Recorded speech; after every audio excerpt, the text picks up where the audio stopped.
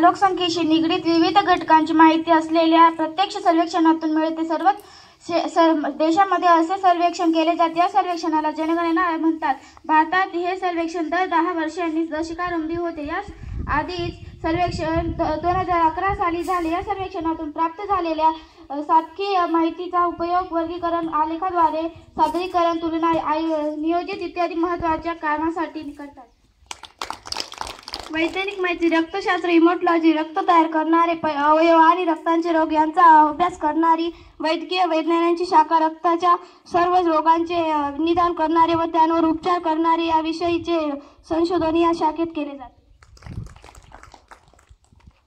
भौगोलिक माहिती, उद्योगात कच्चा माल प्रक्रिया करून त्यापैकी पक्का माल तयार केला जातो. अशा निर्मितीला व प्रक्रियाला उद्योगातून मालाची निर्मिती होते असताना काही अविष्ट पदार्थ व प्रदूषके बाहेर पडतात. त्यामुळे हवा, पाणी व जमीन यांची प्रक्रिया होते. अशा प्रक्रियाला औद्योगिक प्रदूषण म्हणतात.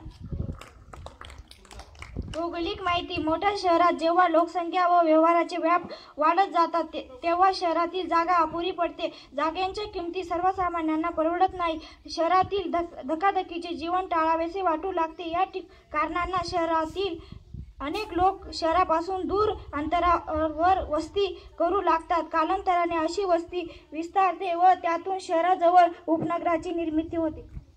भूगोलिक माहिती, आपल्या पृथ्वीची निर्मिती सुमारे 460 कोटी वर्षांपूर्वी झाली. प्रारंभिक अवस्थेत पृथ्वी वायुरूप होती. उष्णता उत्सर्जन होऊन प्रक्रिया होऊन हळूहळू ती थंड होती.